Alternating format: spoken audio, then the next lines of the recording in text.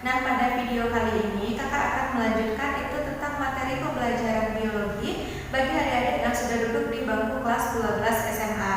Nah, untuk materi kali ini kita sudah memasuki bab ketiga ya, itu materinya tentang substansi genetika atau materi genetika. Nah, apa saja yang akan kita bahas pada video kali ini?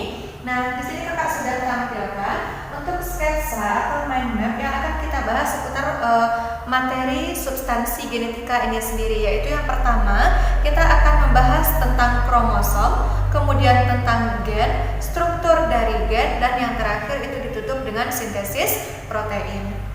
Nah, langsung saja kita masuk ke materi yang pertama, itu tentang kromosom. Nah, kromosom ini adalah suatu kata yang mungkin sangat sering adik-adik dengar, mungkin sangat sering kita ucapkan istilah kromosom. Tapi apakah adik-adik sudah tahu dari segi artinya? Nah, jadi di sini kakak ingin mengingatkan kembali bahwa kalau berdasarkan asal katanya, kromosom itu dia terdiri atas dua suku kata. Yang pertama itu ada istilah kroma, dan yang kedua itu ada istilahnya soma.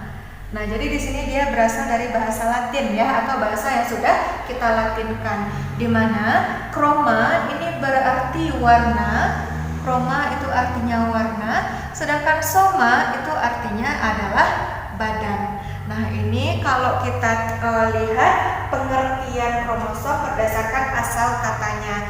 Nah, sekarang kita lihat pengertian kromosom dari segi bahasa.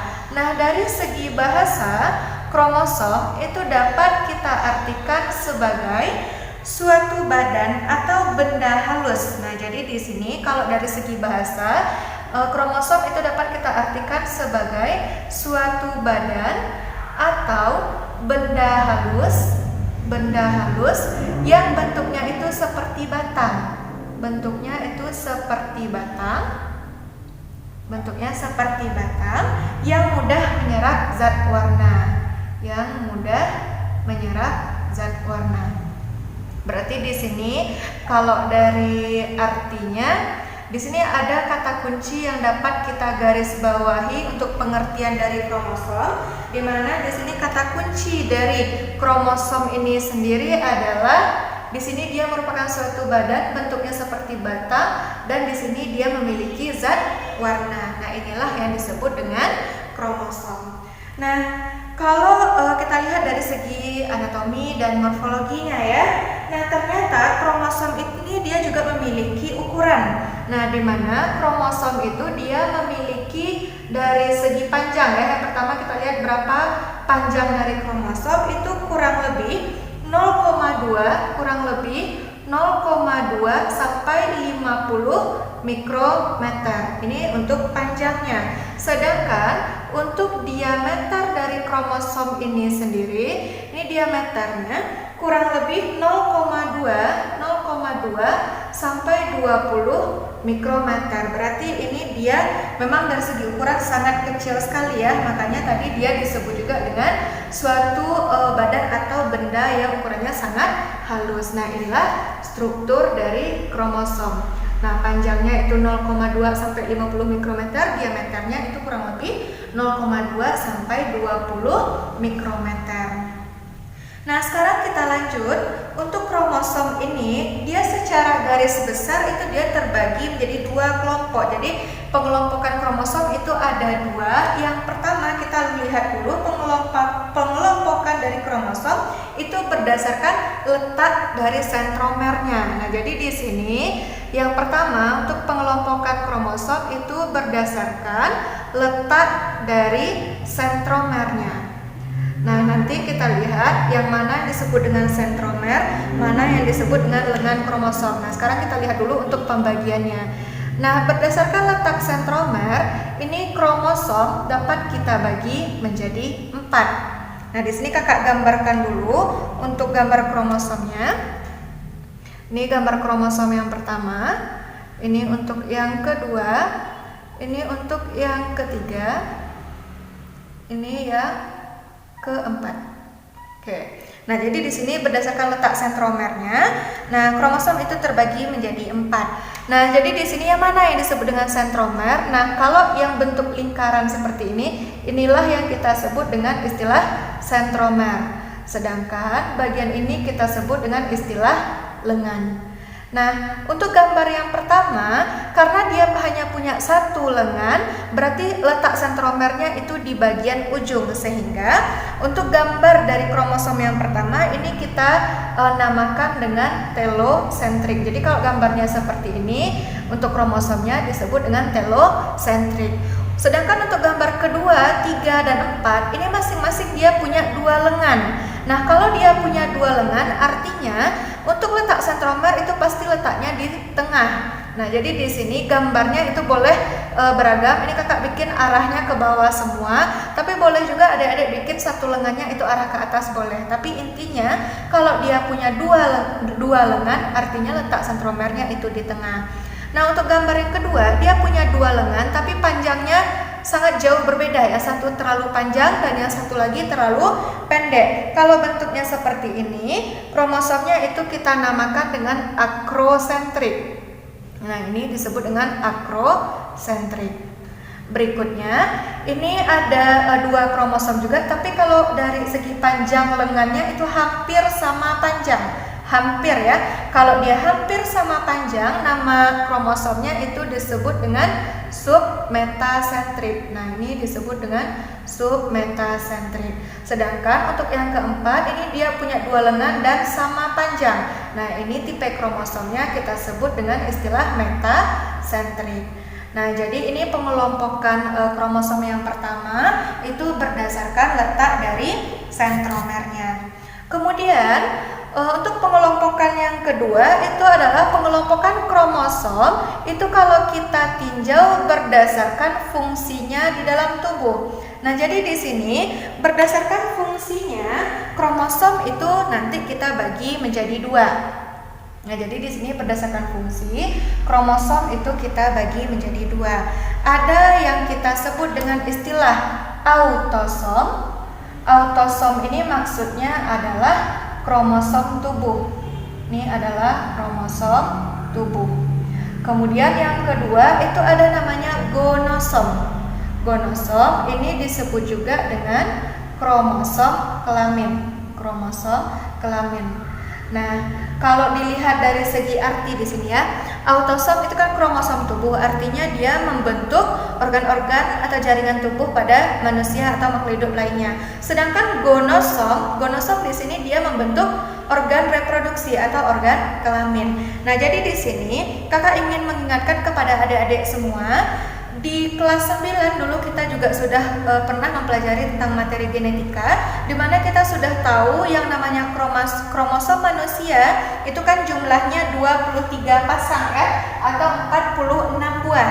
Nah, sekarang kita bagi mana yang termasuk autosom, mana yang termasuk kepada gonosom. Dari 23 pasang atau 46 buah kromosom pada manusia, supaya adik lebih gampang mengingat, kita lihat dulu untuk kromosom kelamin. Jenis kelamin itu kan hanya ada 2, kalau nggak laki-laki, kalau nggak perempuan. Kalau 2 itu kan artinya sepasang. Berarti di sini untuk gonosom itu jumlahnya adalah 1 pasang atau 2 buah. Sedangkan untuk autosom berarti ini sisanya. Kalau di sini udah 1 pasang, berarti di sini tinggal 22 pasang lagi. Jadi 22 pasang atau 44 buah itu disebut dengan kromosom autosom, di mana nanti dia akan membentuk jaringan atau organ-organ yang ada pada tubuh makhluk hidup. Nah, selanjutnya itu kita akan lihat bagaimana cara penulisan kromosom.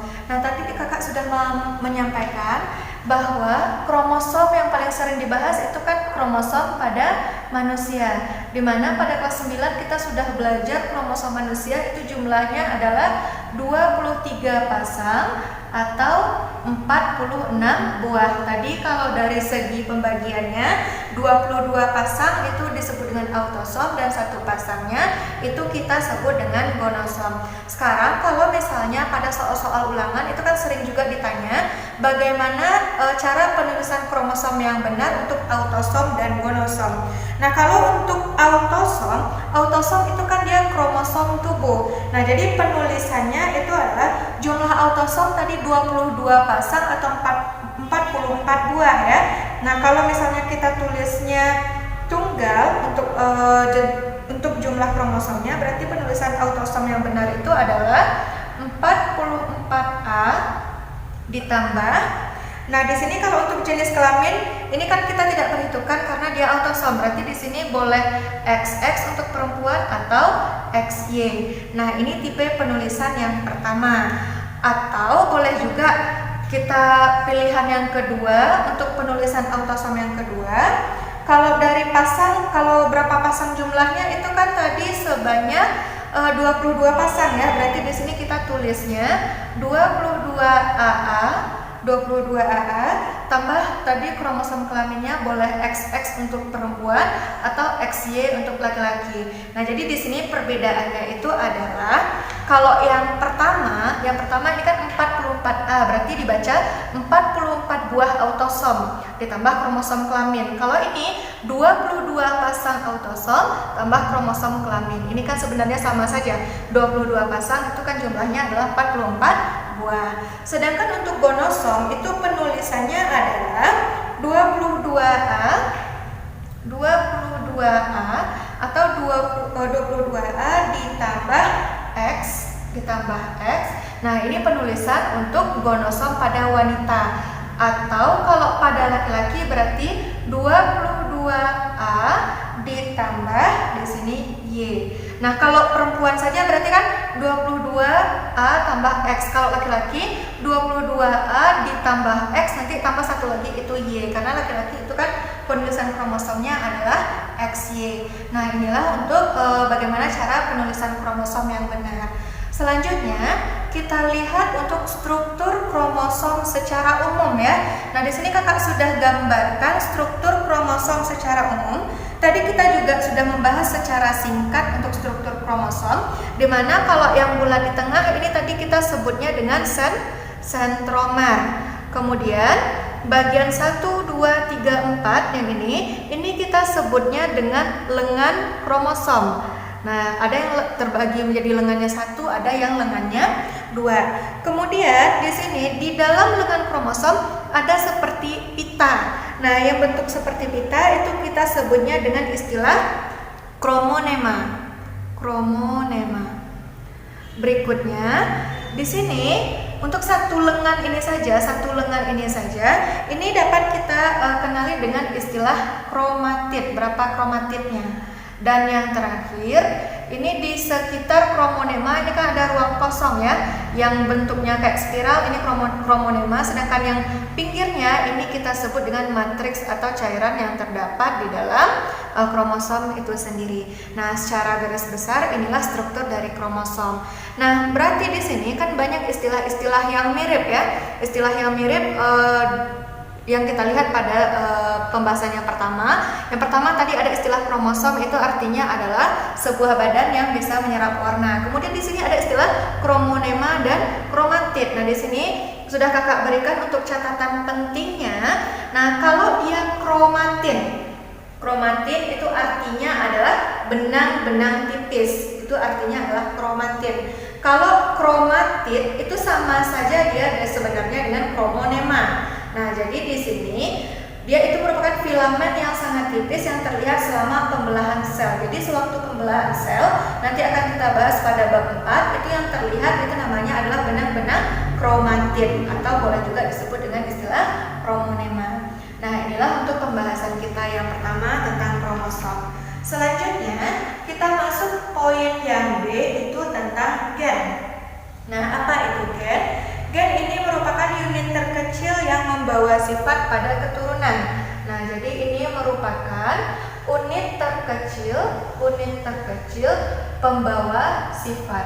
Nah, jadi di sini kata kuncinya dia merupakan pembawa sifat. Nah, sifatnya itu seperti apa? Nah, jadi di sini sifat dari gen itu ada 3. Yang pertama, gen itu dia terdapat di dalam kromosom. Nah, jadi di sini dia yang pertama terdapat di dalam kromosom. Artinya dari segi ukuran berarti gen ukurannya lebih kecil dari kromosom. Kemudian yang kedua, gen itu dia memiliki materi genetik. Dia punya materi genetik. Materi genetik itu akan kita bahas pada poin C, di mana materi genetik ini ada dua, ada yang kita sebut dengan DNA, ada yang disebut dengan RNA.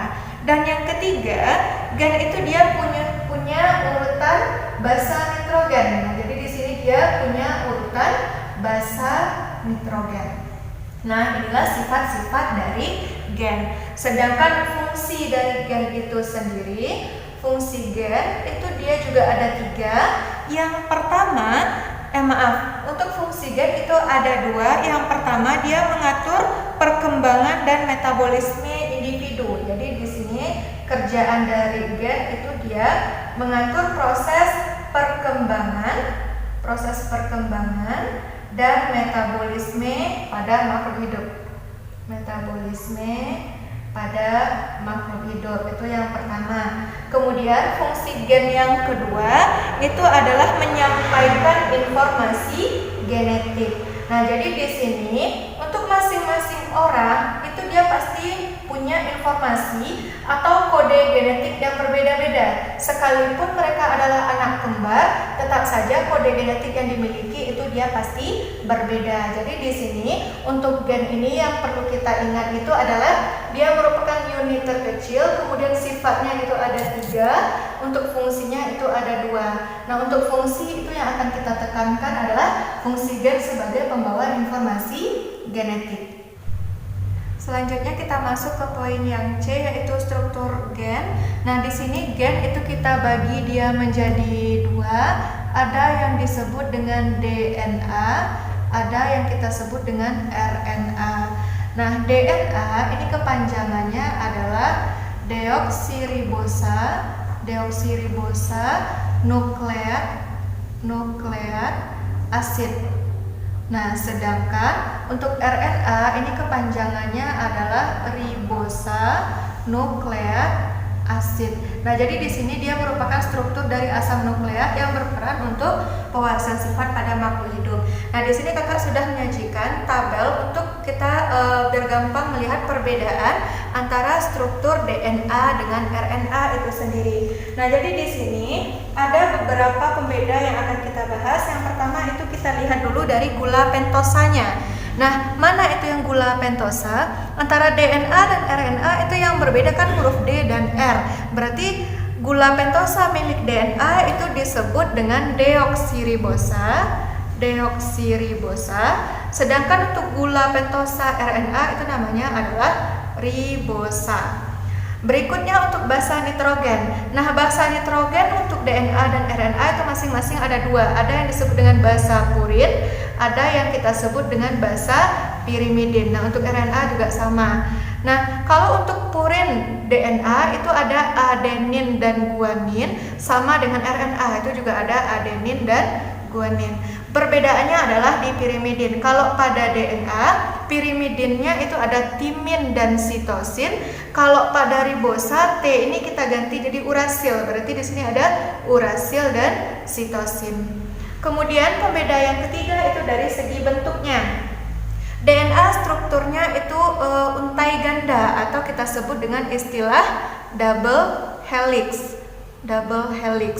Atau kalau misalnya kita gambarkan DNA itu dia berbentuk seperti rangkaian pita ganda. Nah, ini adalah bentuk dari DNA. Sedangkan RNA itu dia single helix, berarti rantainya hanya 1.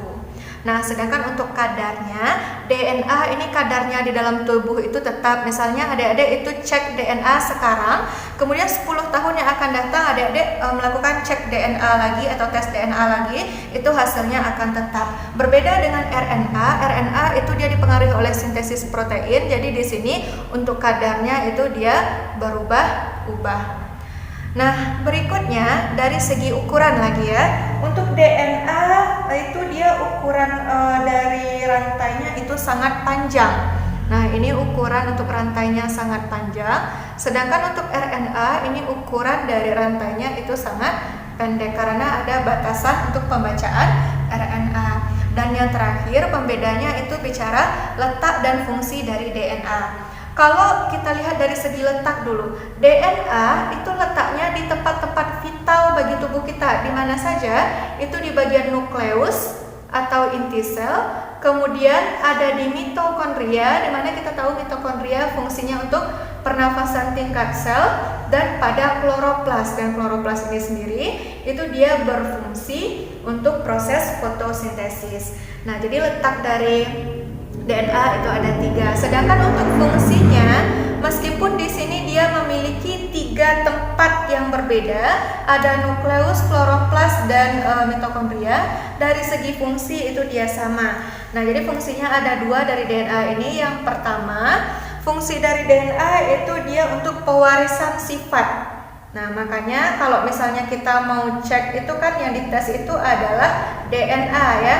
Karena kita melihat sifat dari indukan keanakannya itu pasti ada kemiripan. Yang kedua, DNA itu juga berperan dalam proses sintesis protein. Dia adalah berperan sebagai penyedia bahan. Sedangkan untuk RNA, dia punya 3 letak dan 3 fungsi yang berbeda. Nah, di sini kita lihat dulu untuk tipe RNA itu ada 3. Yang pertama ada yang kita sebut dengan mRNA atau messenger RNA, atau boleh juga disebut dengan RNA duta atau disingkat dengan RNAD.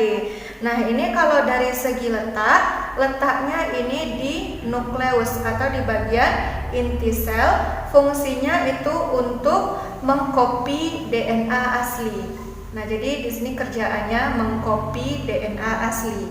Kemudian RNA yang kedua itu kita sebut dengan rRNA, di mana R ini berarti ribosom sekaligus tempat terjadinya proses sintesis protein. Berarti ini tempat rRNA itu di bagian ribosom, fungsinya itu untuk sintesis protein. Dan yang ketiga itu ada yang kita sebut dengan istilah tRNA. Ada disebut dengan tRNA. T itu disebut dengan proses transfer, RNA transfer. Nah, tRNA ini letaknya itu di sitoplasma. Di sitoplasma pada sel tubuh kita, fungsinya untuk menerjemah kode genetik. Nah, jadi di sini kerjaannya untuk menerjemah kode-kode genetik yang sudah kita lakukan pengecekan tadi. Nah, inilah perbedaan dari DNA dan RNA. Kalau ada perbedaan, pasti ada persamaan yang dimiliki oleh DNA dan RNA. Nah, apa persamaannya? Nah, jadi di sini dari segi struktur, DNA dan RNA itu dia sama-sama terdiri atas komponen. Nah, kalau bentuknya lingkaran ini namanya fosfat. Yang kedua, nah itu bentuknya seperti segi 5. Ini kita sebut dengan ini kita sebut dengan istilah gula pentosa. Gula pentosa ini ada deoksiribosa dan ribosa. Kemudian yang satu lagi bentuknya seperti ini kita sebut dengan basa nitrogen. Berarti isinya di sini adalah basa purin dan pirimidin. Berarti persamaan dari DNA dan RNA pasti dia punya 3 komponen ini. Nah, di sini yang perlu kakak ingatkan lagi kepada adik-adik, di soal-soal ujian biasanya itu ada ditanya 1 nukleotida. Nah, mana sih yang disebut dengan 1 nukleotida? Kalau dia 1 nukleotida berarti dia terdiri atas fosfat, gula pentosa, dan basa nitrogen. Namun kalau yang ditanya itu adalah 1 nukleosida, nah itu dia tanpa fosfat, berarti dia hanya terdiri atas gula pentosa dan basa nitrogen. Nah, ini seringkali keluar pada soal-soal UN. Nah, itu biasanya ditanya berapa nukleotida dari gambar yang sudah disajikan. Nah, masih bicara tentang DNA dan RNA. Di sini kita bicara ikatan hidrogen yang dimiliki ya. Tadi kan dia punya basa nitrogennya itu ada adenin, timin, guanin, dan sitosin. Ikatan antara adenin tadi temannya adalah timin. Nah, di sini dia punya 2 ikatan hidrogen. Sedangkan antara guanin dengan sitosin itu dia punya 3 ikatan hidrogen. Kalau ditanya mana yang ikatannya lebih kuat, tentu itu yang lebih kuat itu adalah ikatan dari guanin dan sitosin. Nah, jadi ini artinya dia punya 2 ikatan hidrogen, sedangkan guanin dan sitosin ini dia punya 3 ikatan hidrogen. Dan yang terakhir yang perlu kakak bahas di sini adalah itu seputar DNA. DNA ini dia sangat khusus pada tubuh kita, di mana tadi DNA berperan untuk pewarisan sifat. Nah, jadi jumlah DNA di dalam tubuh itu tadi kan ukuran rantainya panjang, jumlahnya sangat banyak. Kenapa banyak? Karena DNA punya kemampuan khusus untuk melakukan replikasi pada DNA itu sendiri atau memperbanyak diri. Nah, dalam proses replikasi DNA ini ada 3 teori yang dikemukakan. Yang pertama itu ada istilahnya teorinya konservatif, di mana pada teori konservatif, nah ini DNA asal ini nanti akan melakukan perbanyakan diri membentuk DNA baru, di mana bentuk DNA baru itu sama persis dengan DNA asalnya. Berarti ini DNA asal, sedangkan yang di bawah ini yang baru. Kemudian teori yang kedua itu ada yang kita sebut dengan teori semi konservatif. Nah, kalau dia semi konservatif, artinya di sini DNA asal itu dia akan melakukan perbanyakan diri membentuk DNA baru, di mana DNA baru itu nanti dia akan berkombinasi dengan DNA asal. Jadi yang asalnya warna biru nanti juga terbentuk pasangan yang berwarna merah. Jadi di sini ada sedikit pembaruan. Sedangkan teori yang ketiga ini disebut juga dengan teori dispersif, di mana pada teori dispersif di sini untuk DNA asal nanti dia akan perbanyak diri membentuk DNA yang baru yang memiliki struktur benar-benar baru. Nah, jadi di sini dia memiliki sifat-sifat yang baru. Nah, jadi di sini untuk replikasi DNA itu dapat terjadi dengan 3 cara, bisa secara konservatif, semi konservatif, ataupun secara dispersif. Nah, tadi kita sudah membahas bagaimana proses replikasi pada DNA. Nah, jadi pada proses replikasi DNA itu kita melibatkan peranan dari beberapa enzim, diantaranya yang pertama itu ada enzim helikase. Nah, itu dia berperan untuk membuka lilitan dari pita DNA tersebut. Kemudian ada enzim polimerase, itu fungsinya untuk menggabungkan siapa? Deoksiribonukleosida trifosfat. Kemudian yang ketiga itu ada enzim retriksi. Ini fungsinya untuk memutus rantai yang ada pada DNA. Berarti enzim retriksi itu dia bekerja sama dengan enzim helikase untuk membuka lilitan dan rantai pada DNA. Dan yang terakhir yang berperan itu ada enzim ligase, di mana berfungsi untuk menyambung rantai DNA yang baru. Nah, tadi kan dari proses replikasi DNA itu kan kita menghasilkan DNA yang baru. Nah, dari 4 enzim ini yang sangat sering keluar pada soal-soal UN dan UTBK itu biasanya adalah peranan dari enzim retriksi dan enzim ligase. Nah, jadi ini sangat penting untuk adik-adik ingat. Kemudian untuk penutup pada materi kita pada bab ini, kita masuk kepada poin terakhir, yaitu tentang sintesis protein. Nah, tadi sintesis protein ini kan terjadi itu pada RNA ya. Sebenarnya prosesnya itu terjadi pada RNA, namun untuk bahan-bahannya itu disiapkan oleh DNA. Di mana proses sintesis protein ini sendiri hanya dimulai dari codon start. Ada istilahnya codon start dan codon stop. Nah, itu siapa yang bertindak sebagai codon start? Codon itu apa? Nah, jadi tadi kita sudah mengenal ada 4 macam basa nitrogen pada DNA dan RNA. Itu ada adenin, guanin, timin atau urasil, dan sitosin. Nah, kalau dia dikelompokkan nanti dalam asam amino, nanti dia akan membentuk codon triplet. Jadi codon ini dia terdiri atas 3 huruf, berarti disebut dengan istilah codon triplet. Nah, siapa yang bertindak sebagai codon start? Itu hanya satu, yaitu AUG. Nah, ini merupakan codon start. Sedangkan untuk codon stop ini ada 3 jenis codon triplet yang berperan. Yang pertama itu ada UAG, kemudian yang kedua itu ada UGA, dan yang terakhir itu ada UAA. Nah, apa maksudnya? Misalkan di sini kakak kasih satu bentuk rantai yang sangat panjang. Misal di sini secara acak kakak bikin GTC, di sini misalnya kakak bikinnya GAC, kemudian ada UUU, kemudian ada AUG, kemudian ada CCC, kemudian GAG, kemudian ada UAA, berikutnya nanti di sini ada AAA. Nah, jadi di sini kalau sepanjang ini kita sebut dengan istilah rantai DNA. Tadi pada pembahasan perbedaan tabel DNA dan RNA itu kan bentuk dari rantai DNA sangat panjang. Nah, kenapa kalau di RNA itu pendek? Karena pembacaan hanya dimulai dari codon start sampai codon stop. Nah, nanti di sini adik-adik cari mana yang merupakan codon start kita. Codon start itu adalah AUG.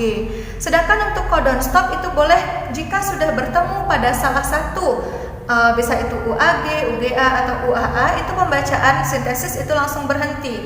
Nah, di sini kita ada UAA.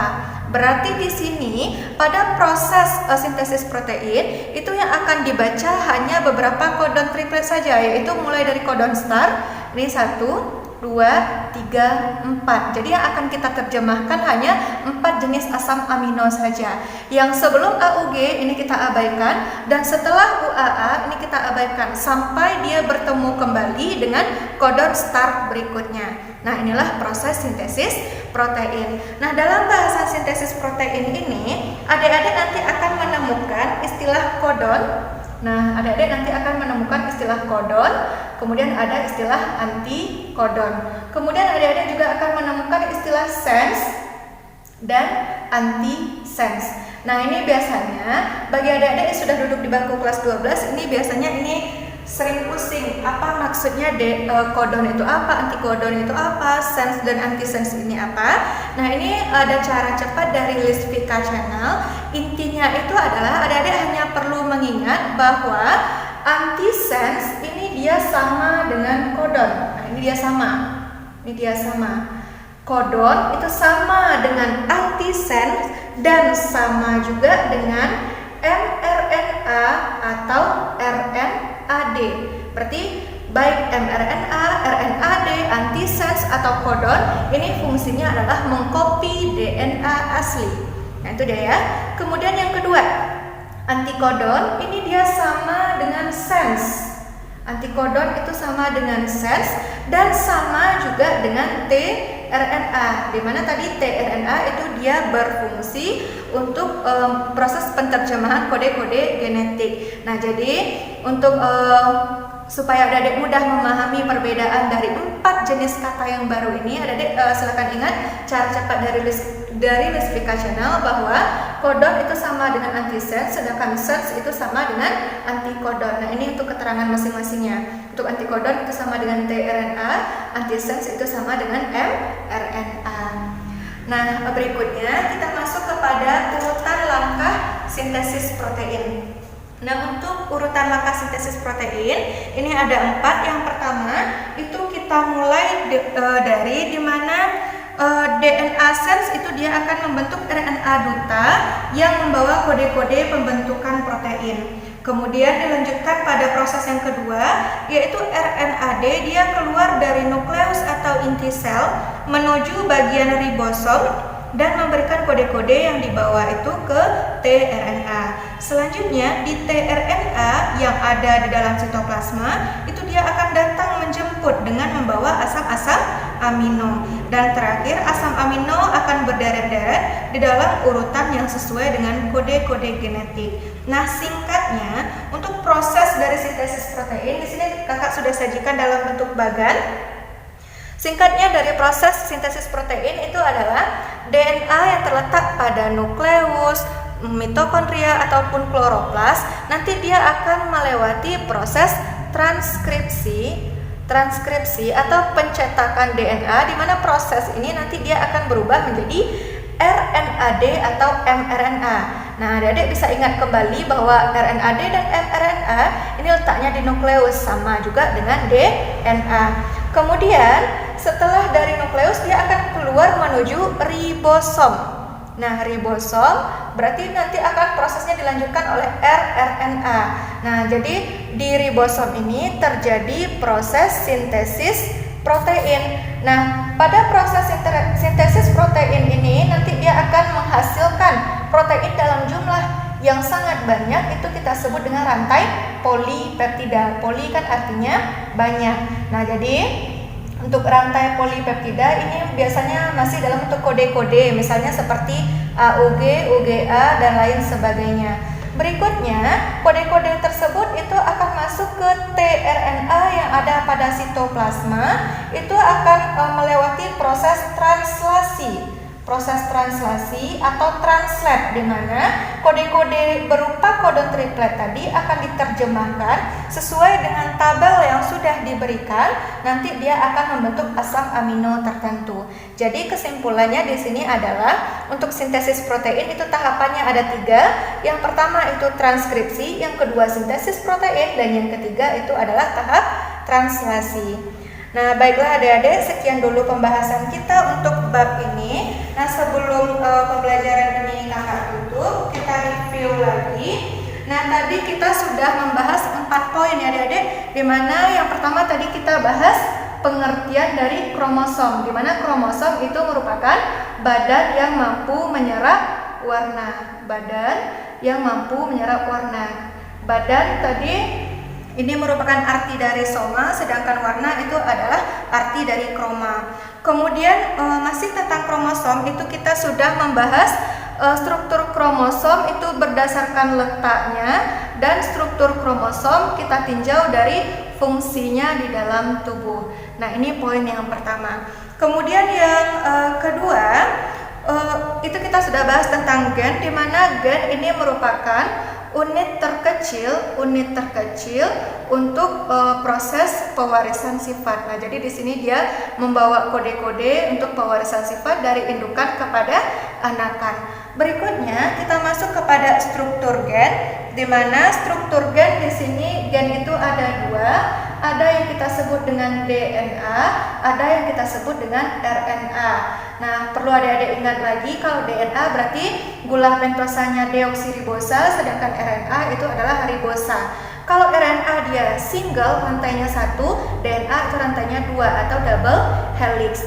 Dan yang terakhir itu kita masuk pada sintesis protein, itu tahapannya ada 3. Yang pertama itu dimulai dari tahap transkripsi. Ini terjadi pencetakan dari DNA menjadi mRNA, dilanjutkan oleh tahap sintesis protein. Ini terjadi di dalam ribosom, membentuk polipeptida, dan yang terakhir polipeptida itu akan diterjemahkan oleh tahap translasi, membentuk asam-asam amino. Nah, baiklah adik-adik, inilah pembahasan kita pada bab substansi genetika. Semoga semua yang kakak bahaskan di sini bermanfaat bagi adik-adik semua. Jika ada materi yang masih adik-adik kurang paham, itu bisa tinggalkan untuk pertanyaannya di kolom komentar video. Oke, kakak tutup. Assalamualaikum.